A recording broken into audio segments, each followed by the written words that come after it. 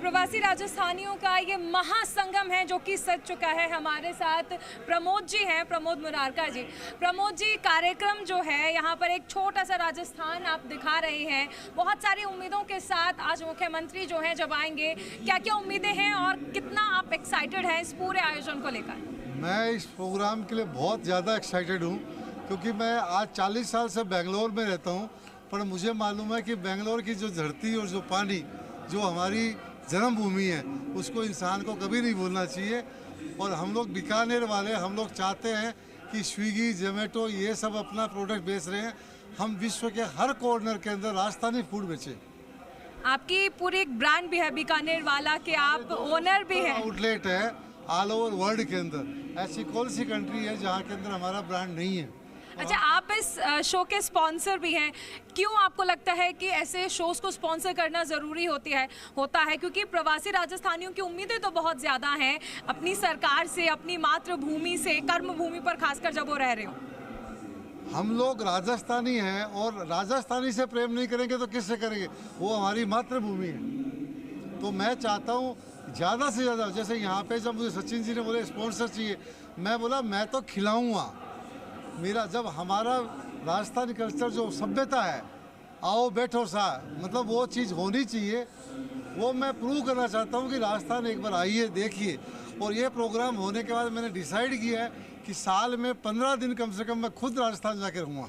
बहुत अच्छा। रतन जी भी हमारे साथ हैं। रतन जी, आप गुवाहाटी चैप्टर से आते हैं और यहाँ पर बेंगलुरु चैप्टर की ओर से ये जो आयोजन किया जा रहा है, इसको लेकर सबसे पहले हम आपसे जानना चाहेंगे कितने खुश हैं, कितने एक्साइटेड हैं और इस पहल को किस तरह से देखते हैं? सबसे पहले तो मैं बेंगलोर चैप्टर को बहुत बहुत धन्यवाद देना चाहता हूँ। मैं भाई साहब को धन्यवाद देना चाहता हूँ, सचिन जी को धन्यवाद देना चाहता हूँ, उनकी टीम को बहुत बहुत बधाई देना चाहता हूँ कि उन्होंने बेंगलोर जैसी जगह में इतना भव्य प्रोग्राम करने जा रहे हैं। और ये इससे ज़्यादा हमारे लिए क्या खुशी हो सकती है? मतलब एक हम बाहर में प्रवासी, बाहर में रह के, और हम अपने राजस्थान की मिट्टी को नहीं भूल रहे हैं, हम उनसे जुड़े हुए हैं।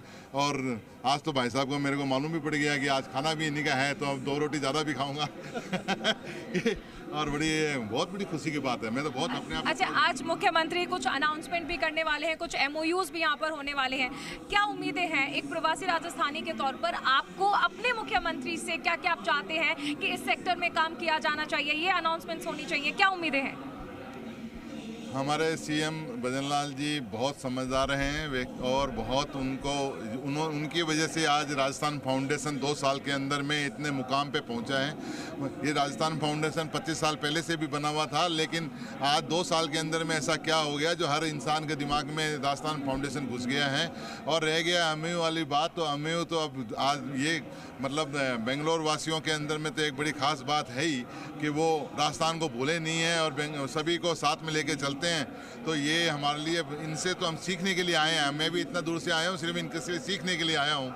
और मैं अब वहाँ के नॉर्थ ईस्ट के व्यक्तियों को भी मतलब ये मैसेज पहुँचे हमारा कि लोग कैसे वहाँ पे इन्वेस्टमेंट कर रहे हैं, कैसे अपने राजस्थान से जुड़ रहे हैं। और मैं सुना हूँ कि 3000 करोड़ का आज यहाँ पे इन्वेस्टमेंट होगा, का अनाउंस होगा।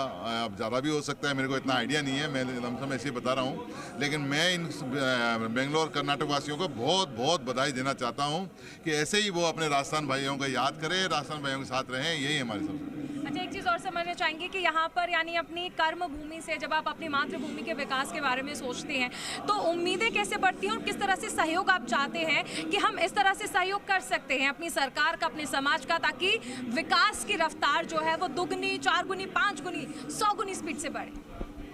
देखिए जी, पहले तो हम लोग सब शांत बैठे हुए थे, हमें इतना कोई ठीक है, राजस्थान भाइयों से ठीक है लगाव था, सब कुछ था। लेकिन ये 2 साल में राजस्थान फाउंडेशन ने जो एग्रेसिव होकर जो काम करना स्टार्ट किया है, तो आदमी का मन अपने आप उधर अपने मातृभूमि के तरफ जाने लग गया है, लोगों का लगाव होने लग गया है। ये हमारे लिए बहुत बड़ी खुशी की बात है। और अब तो हमारी तो ज़िंदगी में हमने मातृभूमि और कर्म भूमि दोनों को साथ में लेके चलते हैं। और मैं तो सभी से आह्वान करता हूँ कि सब हमारे साथ चलें। अच्छा, एक चीज़ मैं आपसे और समझना चाहूँगी आखिर में कि उम्मीदें तो सबकी बहुत ज़्यादा बढ़ चुकी हैं।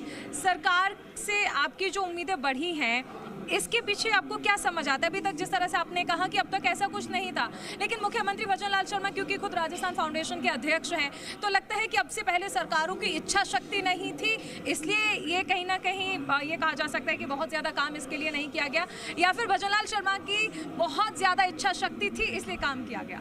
उन्होंने हमेशा प्रवासी वासियों को अपना समझा और एक कदम बढ़ाओ मैं 4 कदम तुम लोगों के साथ में हूँ, ये होना बहुत मुश्किल काम है। आज हमको ये मालूम है कि भजन लाल जी की सरकार के अंदर हमको कोई भी तरह की सरकारी दिक्कतें आएगी उसका समाधान हमारे पास है। आज भी यहाँ पे सरकार के जो अलग अलग डिपार्टमेंट के आदमी हैं वो आपका सिंगल विंडो के लिए यहाँ हमारे साथ बैठे हैं।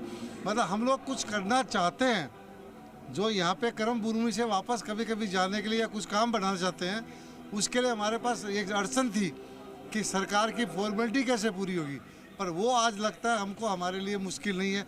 हर चीज़ हमको प्लेटफार्म हर चीज़ आसान लगती है कि हाँ अपना ही आदमी है, हम कुछ बोल सकते हैं। जब हम किसी को बोल सकते हैं तो फिर वो आदमी सुनने के लिए अपना होगा तभी बोल सकते हैं। तो वो दरवाजे पहले इतने खुले हुए नहीं थे जितने भजन लाल जी की सरकार में हमको मिल रहा है। बिल्कुल, यानी कहीं ना कहीं कि इच्छा शक्ति है जो भजन लाल सरकार में नजर आ रही है और इसीलिए उम्मीदें और ज्यादा बढ़ गई हैं प्रवासियों की।